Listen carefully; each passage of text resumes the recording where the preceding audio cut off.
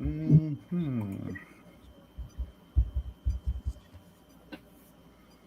VGRT Gaming Podcast, episode 756, recorded on June 25th, 2025. Hello, and welcome to the 756th edition of the TD Gaming Podcast and 589th episode of Video Game Roundtable. I am TJ Dunzer. I am Scott Dirk. And I am Joe Falcon. The VGRT Gaming Podcast focuses on game news from around the industry.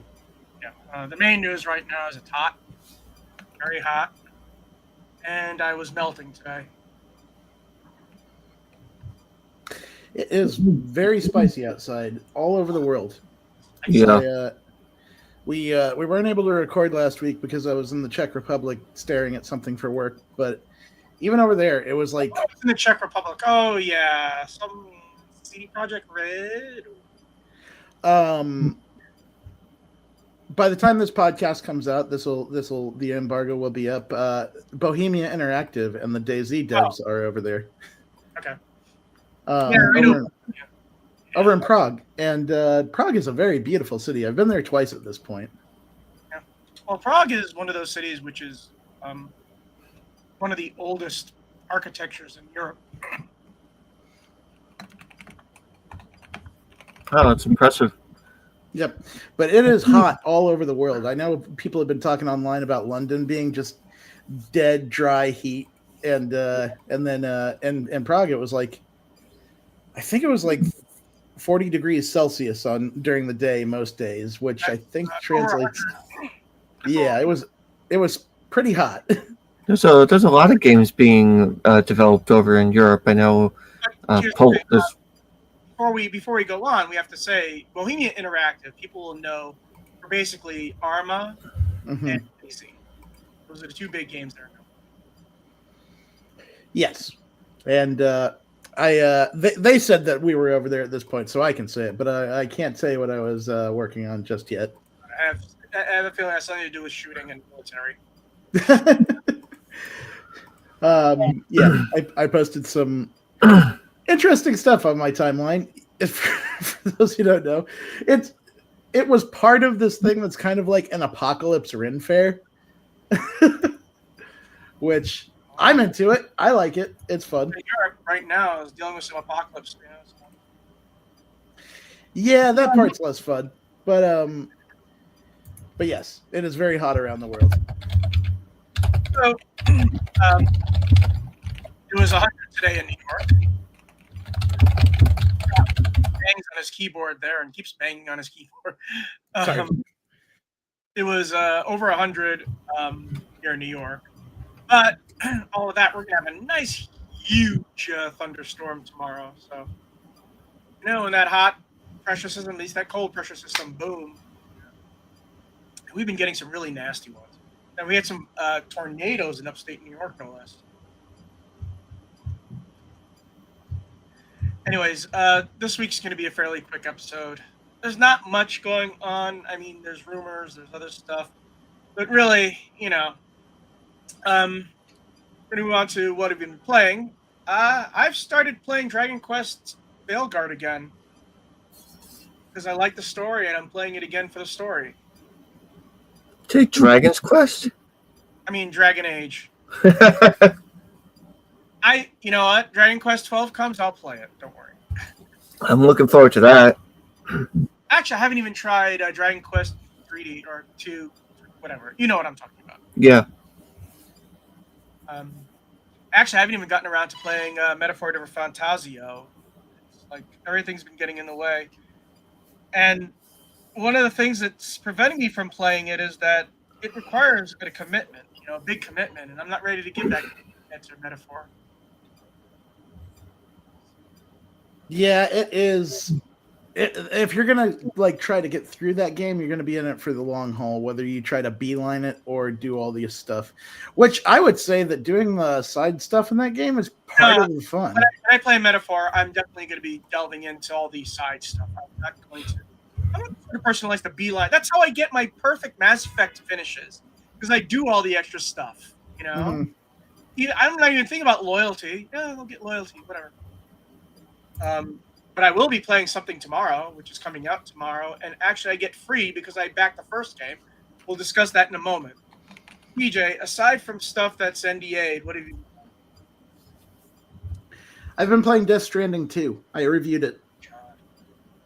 Uh, Another that one game. of Hideo Kojima's fever dreams. Okay, so that game, Death Stranding 2, is an improvement upon the first in every way, in my opinion. Like, Except for the story. no, I think even the story is better.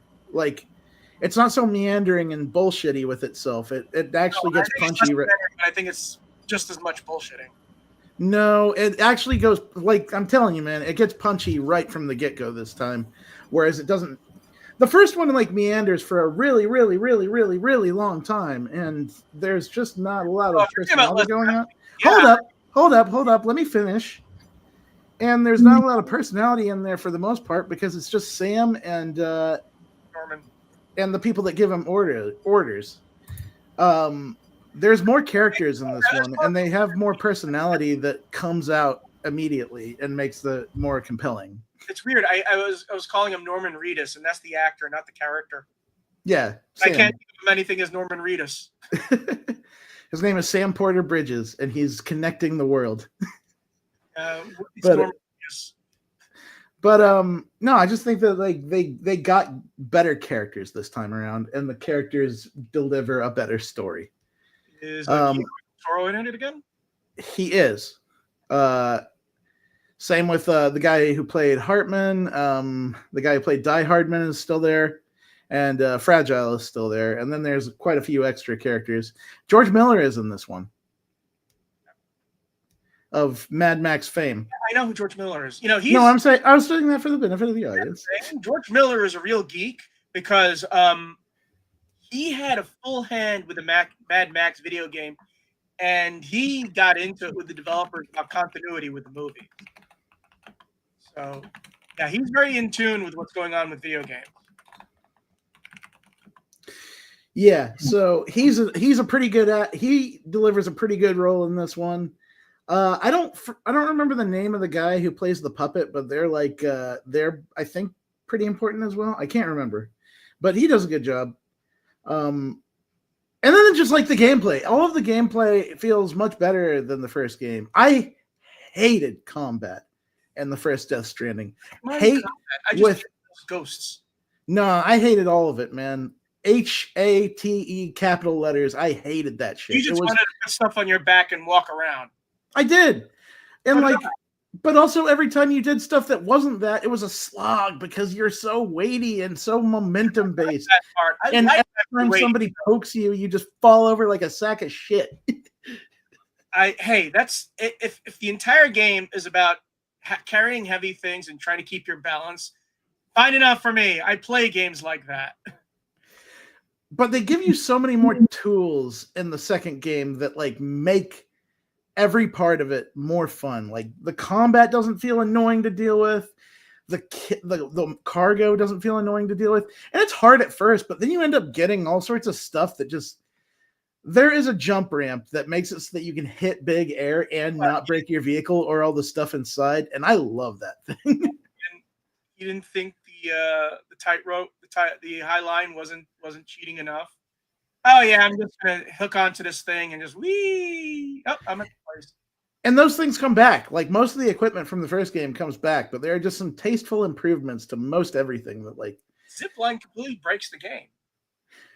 It less so in this one. I think it's more about the highway system in this one because once you build a road and get your vehicle onto it, it doesn't drain the battery and you can go as fast as you want. I like it. I like it a lot so far. It's probably, I don't know if it's going to be up in my top 10 this year, but it's damn good. It's an exclusive. We know it's not.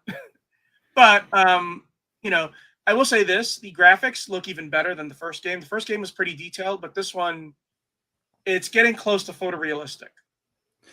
One of the most impressive things by far I've seen in this game is weather events that aren't the rain. There was a part where I was like wandering by a river that was completely dried up, like completely empty.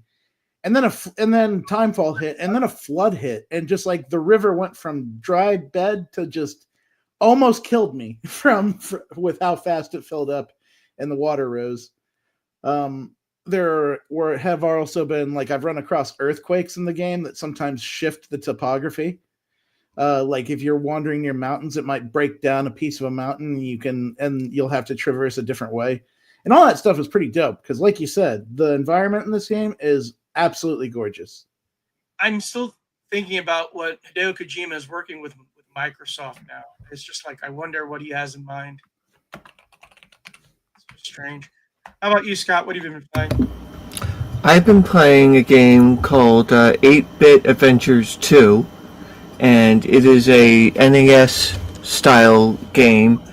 And you don't apparently have to play the first one to be playing this one, but it's a turn-based RPG game, based in the style of NES. It's the golden age of our JRPGs. Yeah, and it has a lot of cinematic cutscenes and turn-based combat.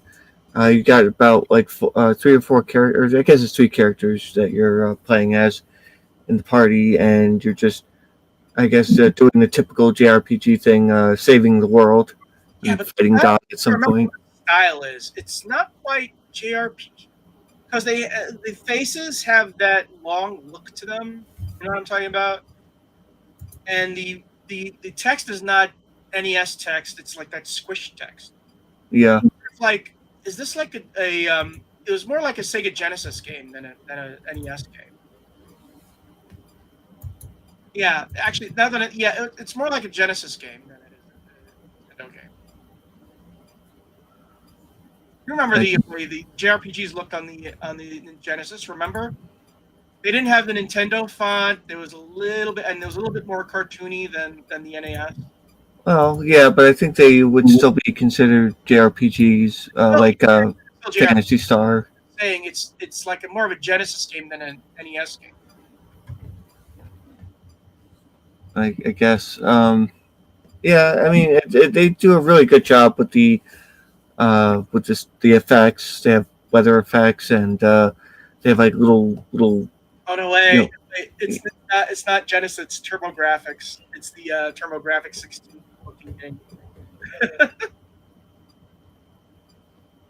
I guess I thought the graphic level was 8-bit, not 16-bit. Well, but I mean, it's really good for 8-bit looking graphics. They do a lot of nice special effects. They have turn timer and combat. You have you do like augmenting your abilities. So it looks like a pretty fun. Playing it from Steam or? Yeah, I have it on Switch. Oh, okay. It's on Steam because there's a demo on the Steam version. Yes, there's a demo there. You can get the soundtrack there if you want. With Steam achievements, of course. But actually, this game came out a while ago. Yeah. Did you get it on sale? Yeah. Okay. Because I played 8-Bit Adventures 1 a while ago.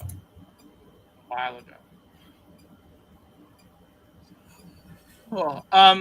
We're going to move on to quick news. For one, System Shock 2 is delayed for console, but the PC version is still coming out tomorrow. And since I backed System Shock 1 for over $30, I'm getting it for free. System Shock 2 from Night Dive, which is cool. So, DJ, you never played System Shock 2. Yeah, I've been waiting on this remaster, actually. Like, I didn't want to... I always planned to go there eventually, but then they announced this remaster quite a while back. It's been a few years now, right? I guess. I'm going to say something. When you play System Shock 2, it'll grab you immediately. If you thought System Shock was okay, you'll realize why everybody forgot about System Shock 1 when System Shock 2 came out. Because it just opens, and it's a killer opening, too. I've heard you say before that, like, it's just miles above System Shock 1 in terms of atmosphere and improvements over what they did in the original. Oh, yeah. And the voicemails are... I stop and listen to every single voicemail, all of them, because they're all so good. the thing is that I cheat now on the original because I don't want to have to deal with some of the bullshit. And I'm wondering what they're going to do about weapon degradation, because that was the number one thing that irritated the hell out of me. Oh, your pistol's run out, you can't use it. But I only used it for like a few minutes. Yeah, well, guess what? It's worn down. Come on, that's why we hate the weapons breaking in the Zelda Breath of the Wild games and Tears of the Kingdom. Is you get a sword for like 5 minutes and then it's broken. Yeah, but I'm just gonna say, and then deciding what to use your mods on. It's like, oh, I don't really want to do exotic. Oh wait, I can't use that weapon without maxing out on exotic. There's some weapons that are completely useless. You don't know that they're useless. And then what's funny is that of the melee weapons, the next to last one that you get is a lightsaber, and then the one that's better than it is a shard. But you never use the shard because the lightsaber is so much more cool. Definitely.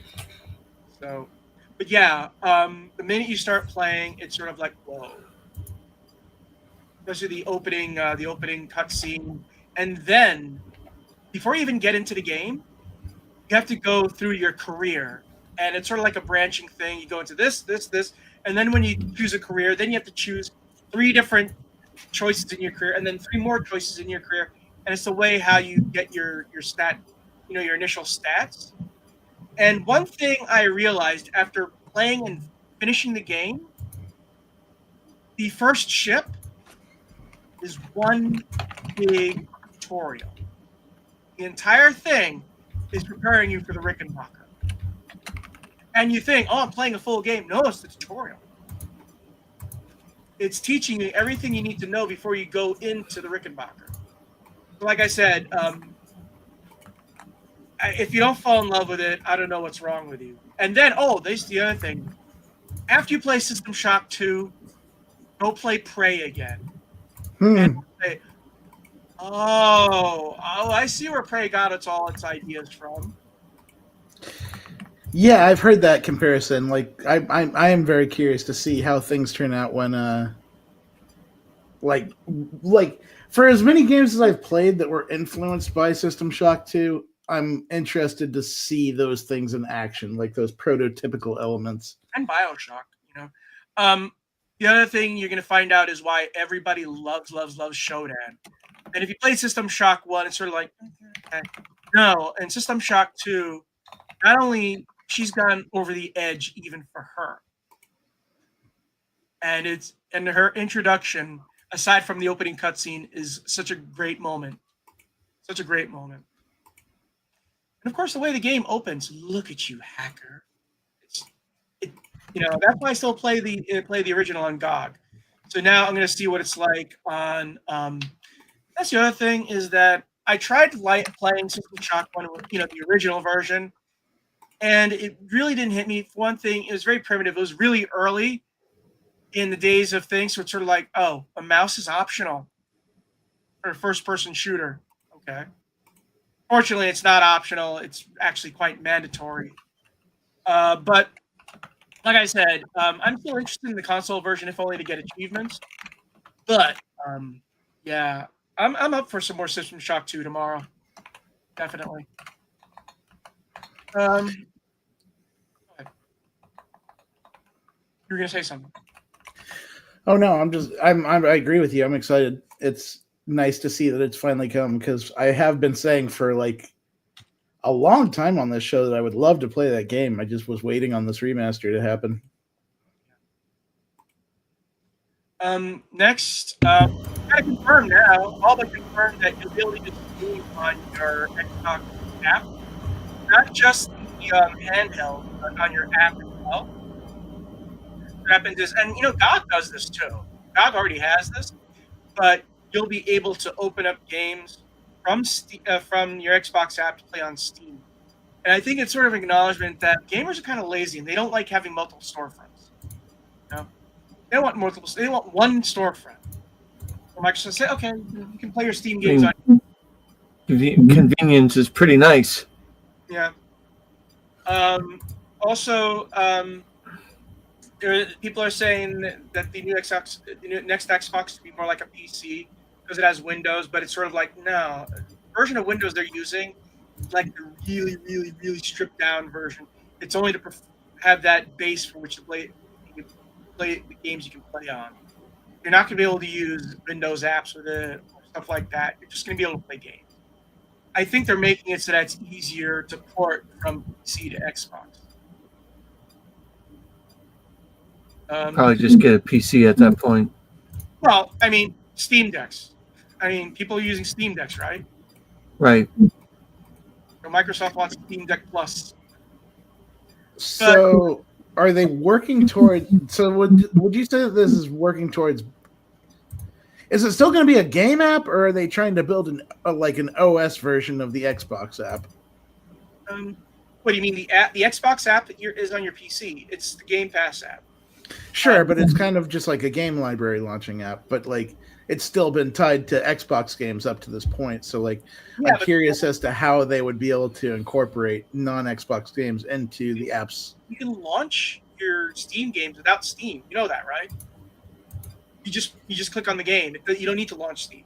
Steam is just the But this is still talking about launching non-Xbox games inside the Xbox app. Oh yeah. You're just launching it from inside the app. You can do that with anything, really. I guess I don't fully understand because in your example, you remove Steam from the equation.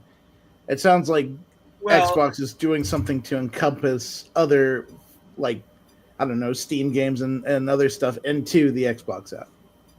You can launch your Steam games from within the Xbox app and your Epic games and any other storefronts that you have. I mean, you do that all the time. Remember when you have an Ubisoft game, you have to freaking open up their app to play it, no matter what system you're in. But this is supposed to be seamless. By the way, people were expressing nervousness about playing. Oh, I forgot which game it was.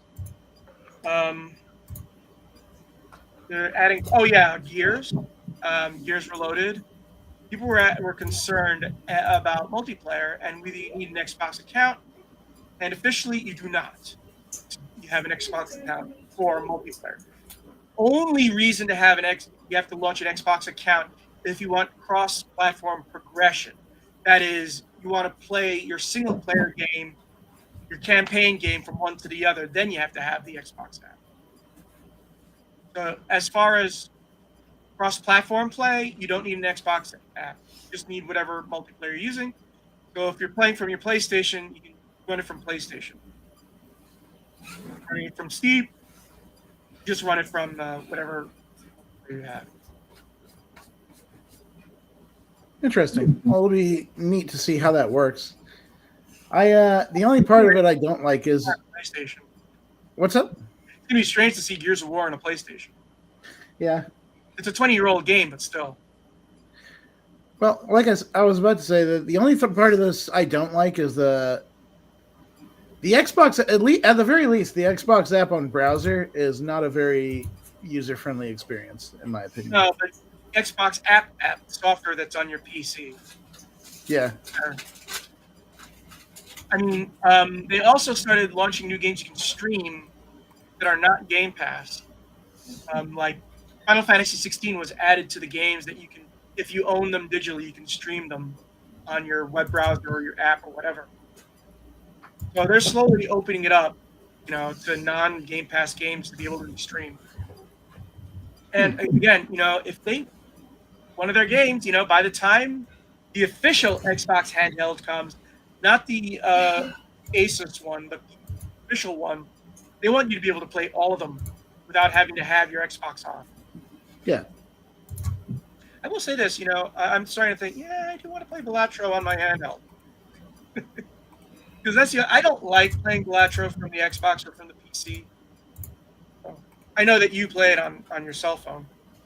Yeah, it's a perfect cell phone game. Like, the only problem I have is I don't want to have to start over on the cell phone. That's why I'm more interested in getting a streaming Xbox version. It would be nice if they had some form of cross progression, but I don't know how you would do it. I guess like I said, if for Gears of War, if you want cross progression, you have to log into your Xbox account from the other device. Mm-hmm. Well, I don't know. I know this is Microsoft's attempt. They're trying to take over everything now, everything from one space. This is their end game goal. They want they want it everywhere, and they found out having watching TV from your Xbox wasn't appealing to people. We don't care about that. No, we want to play games. Okay, we're going to play games. Now we want you to play games everywhere. Moving out of game news. I know TJ's going to have a chuckle about this one. Bloodlines 2 developer, the Chinese room, has laid off employees, but Paradox says the game is still coming in October. Almost side by side with the release of the surprise Still Wakes the Deep expansion. By the way, have you played Still Wakes the Deep? I have not. Ooh, you got to play that game. It is one of the best acted games, and what I love is that it's such a thick Scottish brogue. You have two types of subtitles. You can have the translation subtitle, in which it gives you an approximation of what they're saying, and then you have the Scottish subtitle, in which it just gives you everything they're saying, what they're exactly saying, and you'll still be confused about what they're saying. Gobshite? That sort of thing. Yeah. It's scary. Also scary. At least then it gets silly. But it also has a really tragic ending without giving anything away. Like, okay. But the main character is not like any. He's basically a borderline criminal, and he has to deal with that reputation in the entire game. But Still Wakes the Deep is excellent. So the expansion is coming out.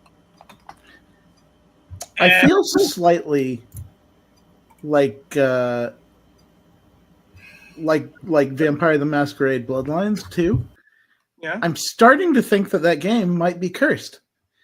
I mean, this is still early, and maybe things are going. Before you start making your commentary, the cuts apparently will not have an impact on the schedule of Vampire the Masquerade Bloodlines 2. Still on track for October. The layoffs have been a result with the ongoing struggles at Sumo Digital, which acquired the Chinese room in 2018.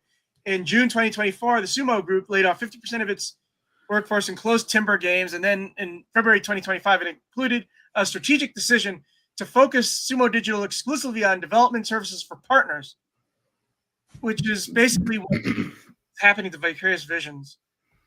So, oof. So this isn't even because Sumo Digital, or this isn't even because the Chinese room is necessarily having problems developing Bloodlines 2. It's because Sumo Digital is running out of money. Am I reading that correctly? Sumo Digital wants to start doing work for other people. Yeah. The only thing that I have a raised eyebrow about is that the plot has completely changed for Bloodlines 2. If you remember the original, you're going to play one of the Thin Bloods. And now you're going to be playing one of the Elders. You're going to be playing a powerful vampire instead of a weak one. So that is one of the interesting changes that makes me raise an eyebrow. Makes me wonder how much of the story has been changed. I mean, man, I was kind of hoping that maybe it was at a point where they were just winding down development and doing that thing that they do when they're winding down development.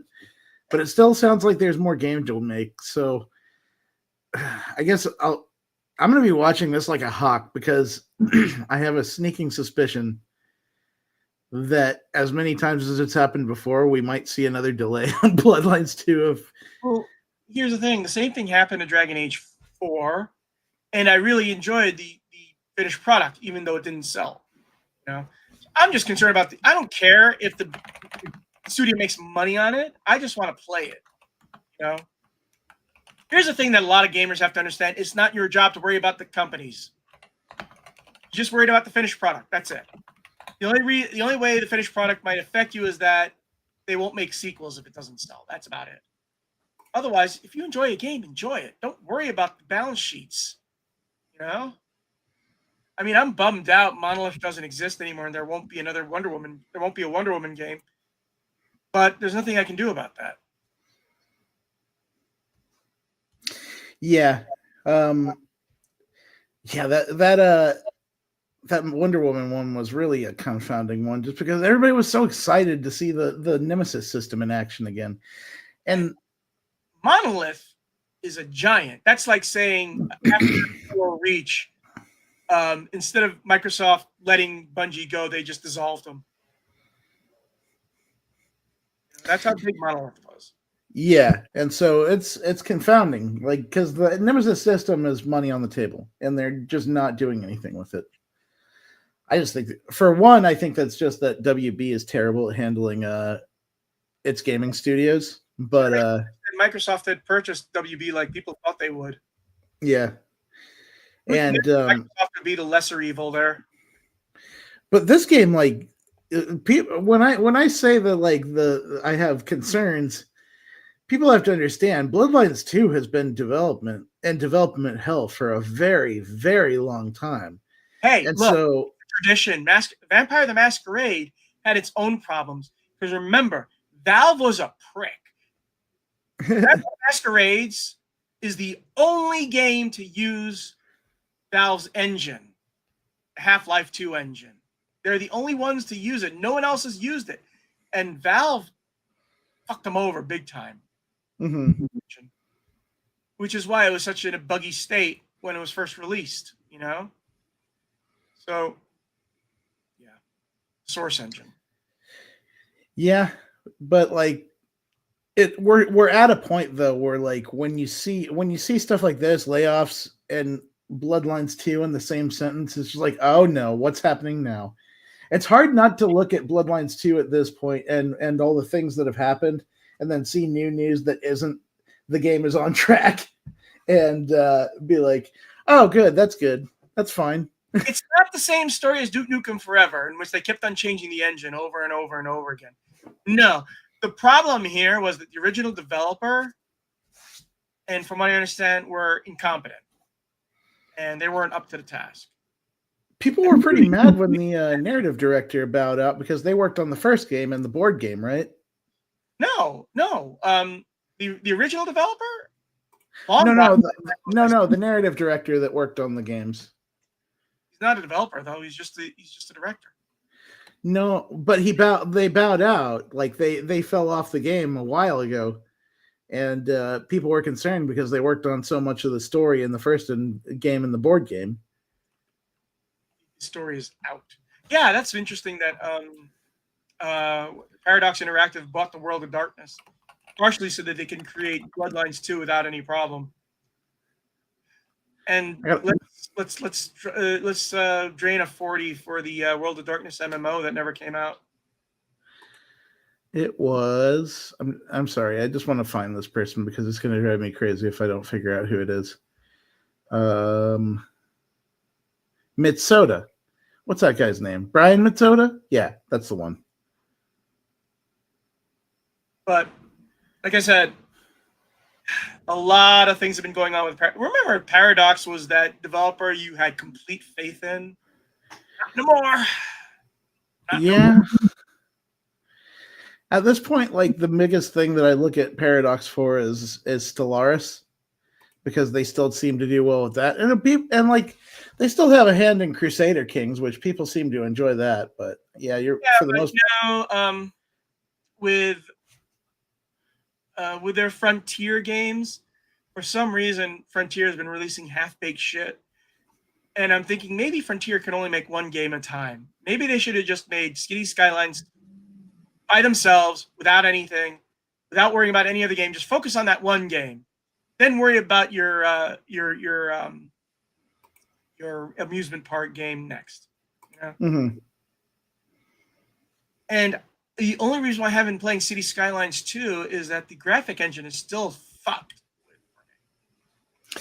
Yeah. That game has had never-ending problems.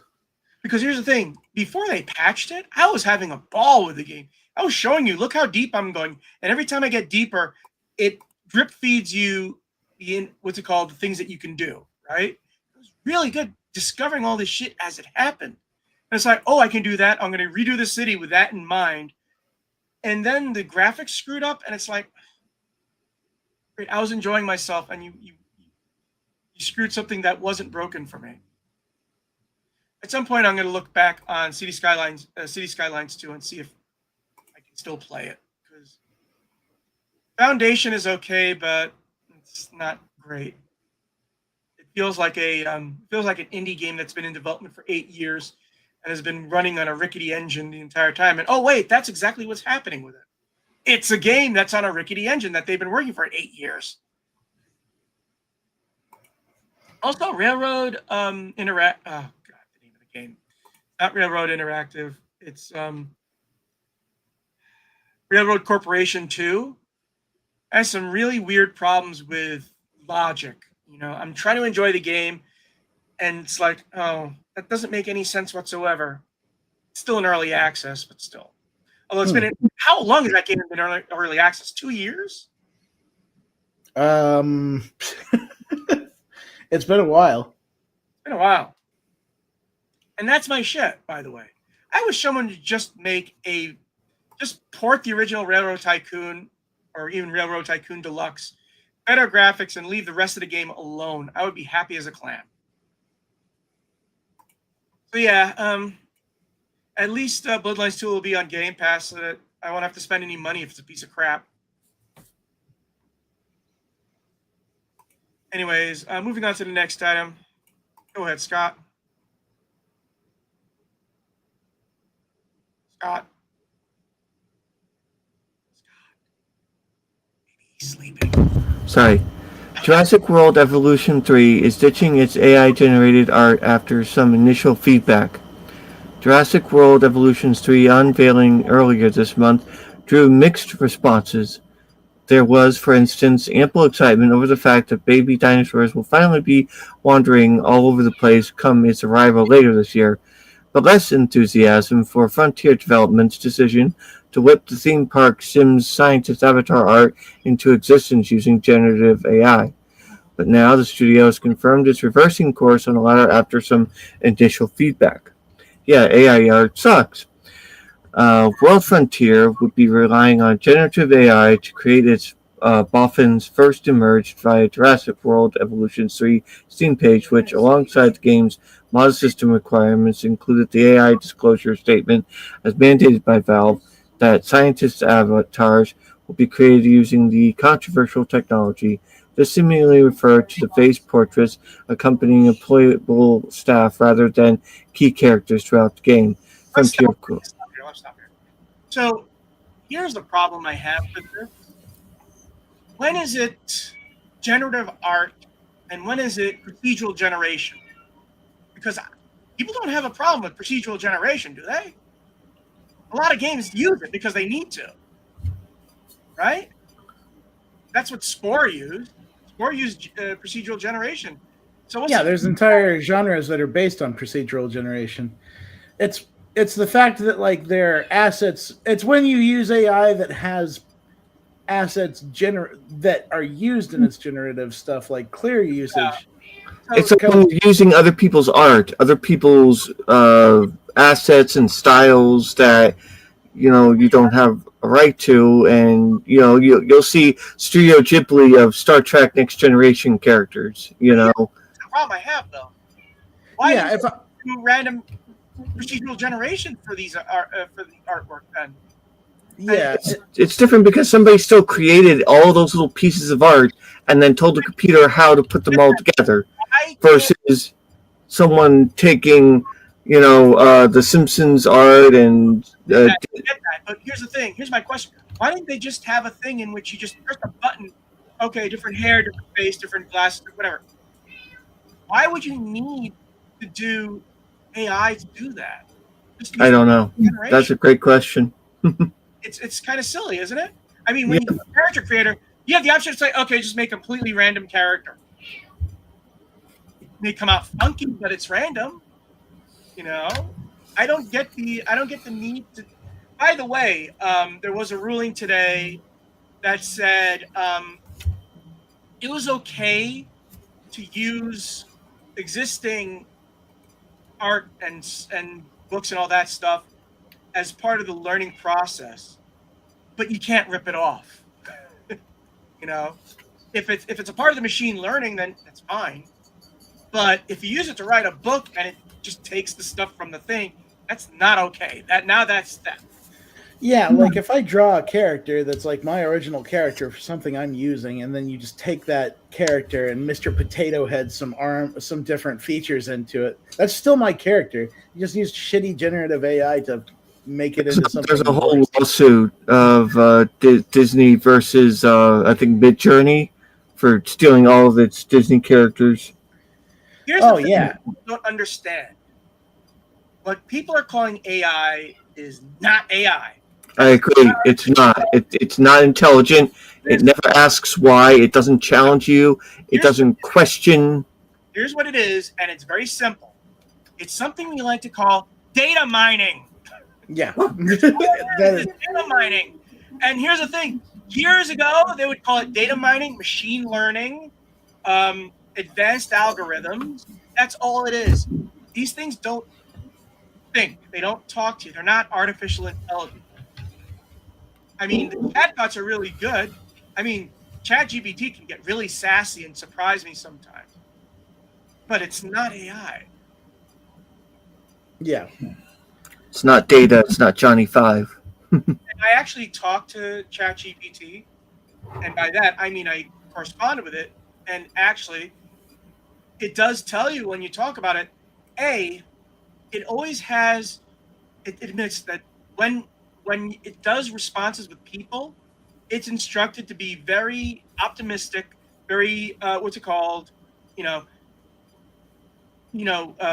very nice, because that's people respond better to it, which gives it a sort of certain voice. If you ever talk to it, hey, that's a great idea. You have to tell it, listen, stop that. Just give me criticism, okay? Because what happens is when I am working with it for my board game, I'm not asking it to make me anything. What I'm asking it to do is, okay, I want you to run through the rules. Tell me if there's any contradictions.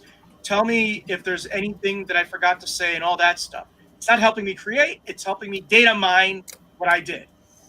What it's looking at is this, comparing stuff and saying, okay, well, this rule does not do with this rule, blah, blah, blah. But it's not giving me any information that I don't already know. It's just telling me what I asked for. Did you see that study that MIT did, where they had people using AI versus people using Google versus people using just their own brain to write these essays, and they found that the cognitive responses in the brain were incredibly lower with the AI one, because people were just not using their brains to generate an essay. They were just using the AI as a crutch. One of the things that's even bigger than that Disney case was a judge ruling on this guy who made a book that was AI image generated. And he was told, don't own those pictures. You didn't create them. They are not, you cannot copyright them. That is the biggest thing, that weapon against AI generation. Because here's the thing. If someone makes a commercial with just AI stuff, guess what? I can take that commercial and make it the dirtiest shit possible, because guess what? It's not copyrightable. Yeah, you know what? You did a ad for Wendy's? Well, guess what? I'm going to take Wendy, have her sucking on a big old dildo and having white cum dripping down your face, and guess what? You can't sue me because you didn't create that image. Well, obviously, Wendy is a copyrightable character, but I'm just saying. Right. You can do anything you want to your copyrighted, your non-copyrightable images. So, and that's what all these tech bros are, creatively sterile, and they want to be creative, and they just can't be. They're like Ryan from The Office. Yeah.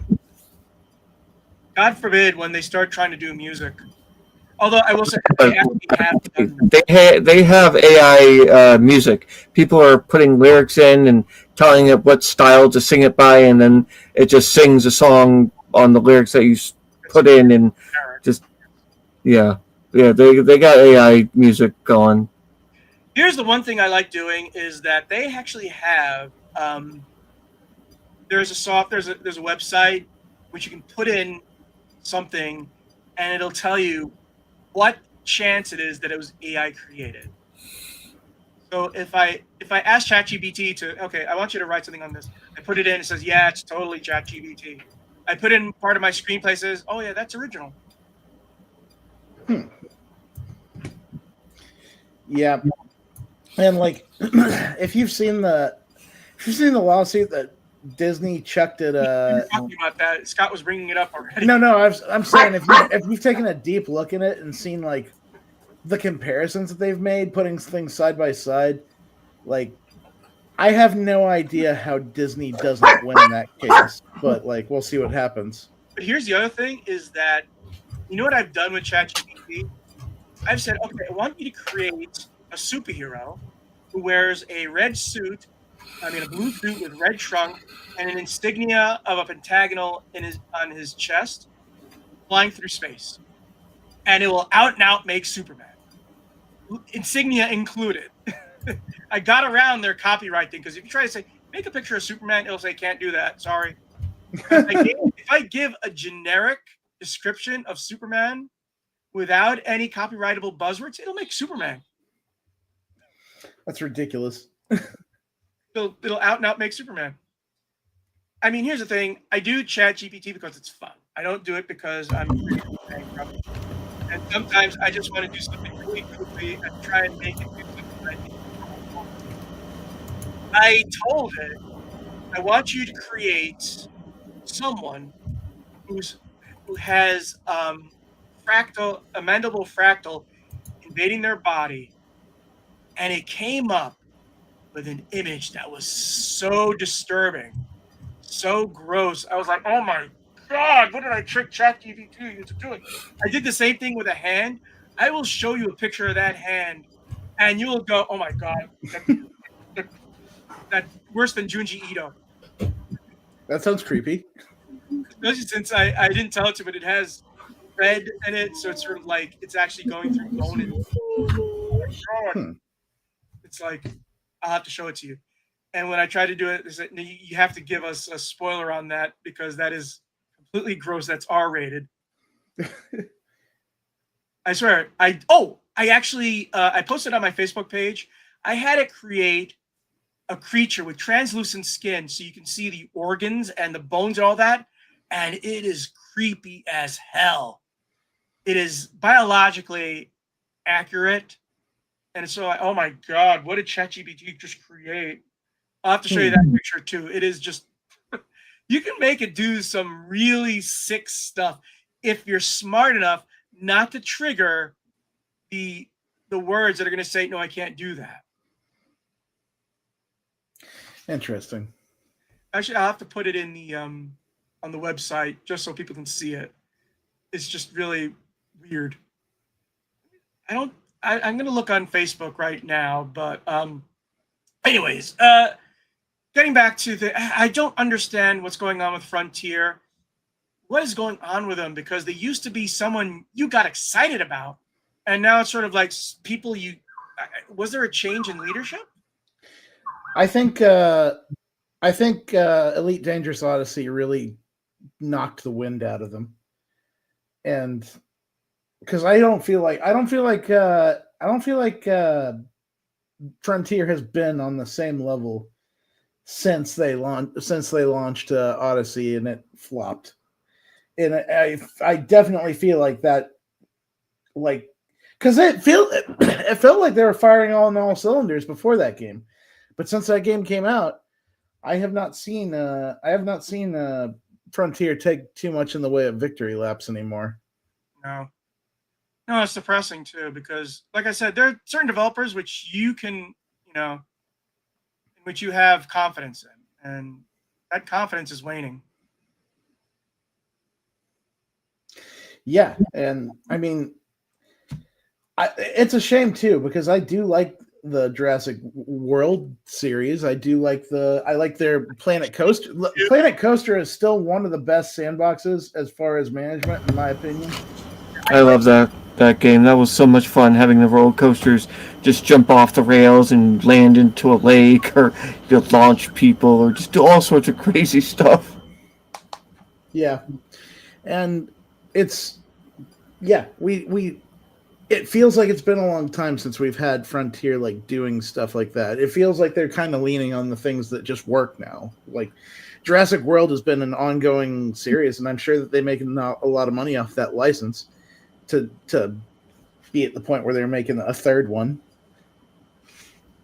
It's a shame they had to mar it by doing AI assets at first, but well, we'll see what happens. Okay, I am sending you a picture of this creature, and you can give me your impression of this Chat GPT generated creature. I hate it.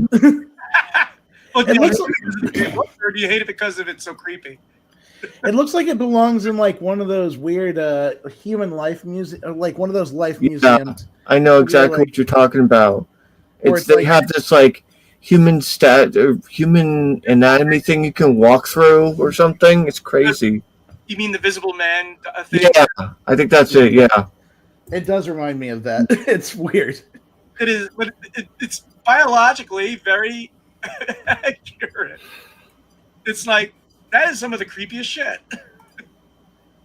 I wonder if I can do it again. I don't know, but there were some other pictures which I got out of it, which were just. I'll have to show you the other pictures because they're just horrific. Anyways, moving on to the next item. Go ahead, TJ. All right. Sony remembers that PlayStation VR2 exists. Announces four new games coming soon. From Eurogamer. Sony has announced 4 new games on the way to PSVR2 headset, 3 of which are coming this year. One of those is Dreams of Another. The next is from Q Games. The next from Q Games, the studio behind Pixel Junk Games. Dreams of Another is from multimedia artist Bayon, the director of Pixel Junk Eden. The game sees players control the man in pajamas, but has the philosophy of no creation without destruction. As shooting in this game creates the world around you from particular particles. Circular particles. Before that, there's Grit and Valor, 1949, a tactics roguelike.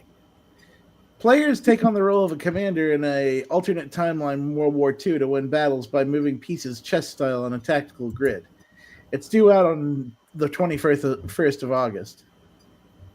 Also coming later this year is Hotel Infinity, a follow-up to Manifold Garden from Studio Cheer. This surreal puzzle game has players exploring an abstract hotel to solve riddles.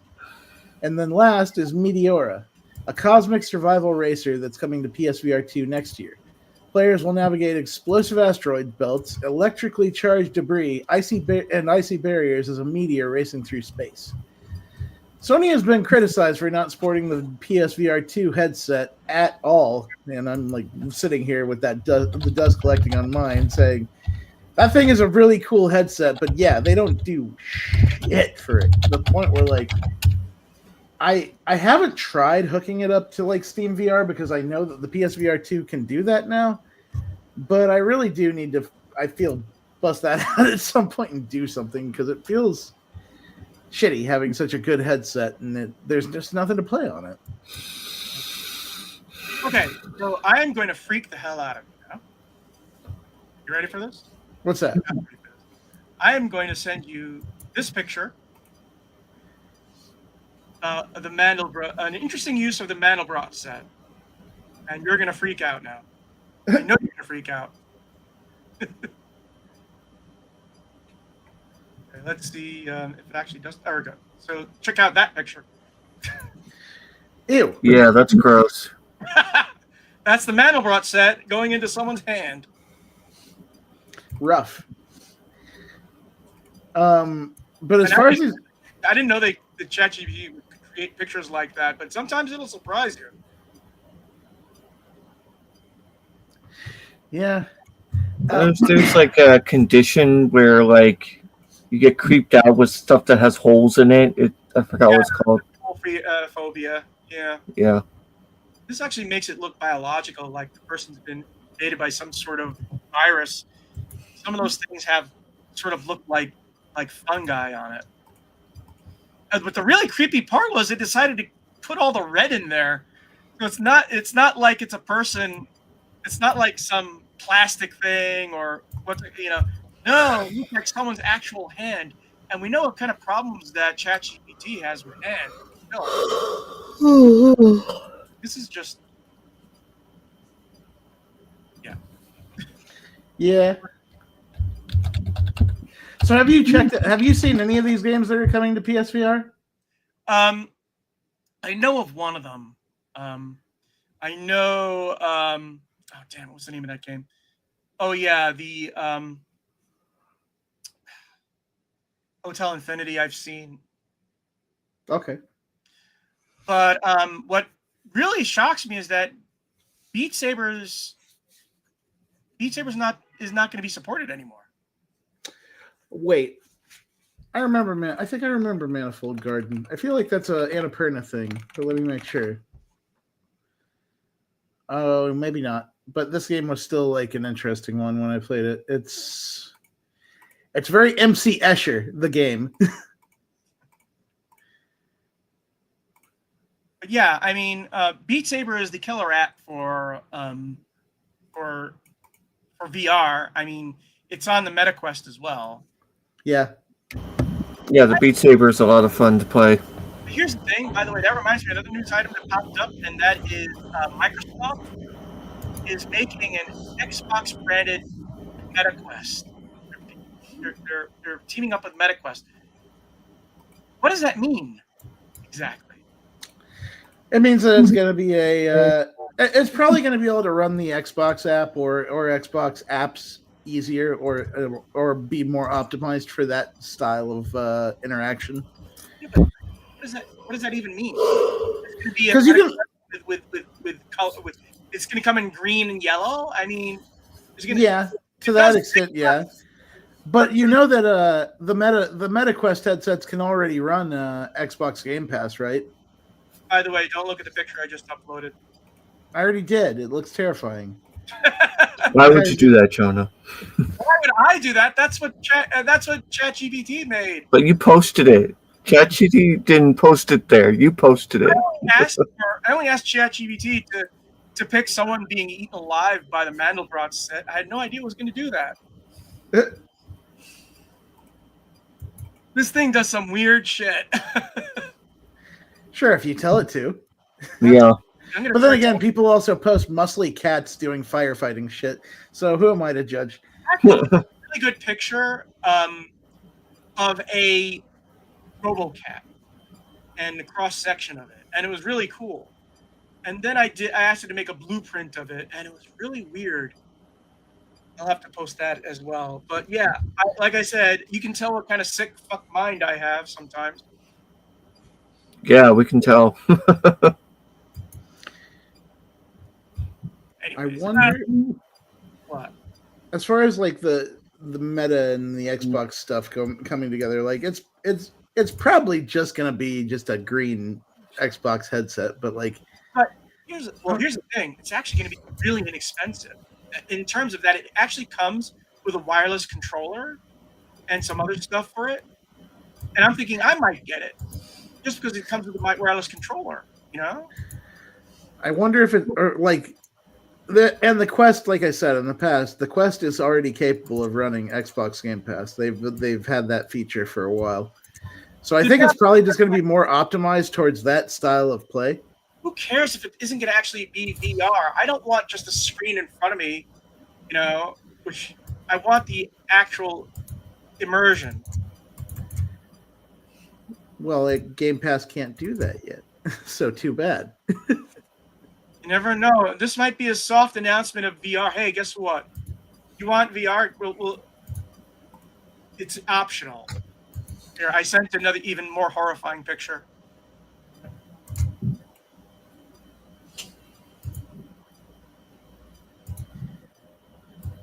Why are the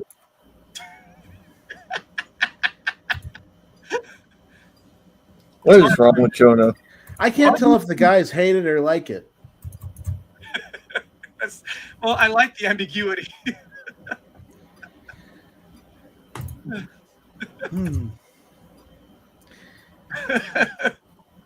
Hey, look, it's nothing that Hideo Kojima didn't do, but weirder.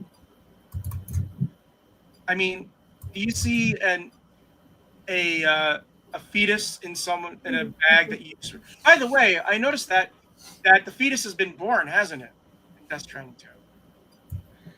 I will not speak on the matter because it's a spoiler. It's a big spoiler. Freaking trailer. I will not speak on the matter because it's a big spoiler. It's not. Well, they spoiled their own spoiler then. No, there's a nope. They haven't. There's a big story beat that goes right into what I've been saying earlier about it's punchy and it gets you into the what's going on pretty quickly. And I'm not going to reveal what happens. Okay. Anyways, I don't know. It's tempting. It's tempting to get the V, but then again, it's either that or get the Asus handheld Xbox for $800. So.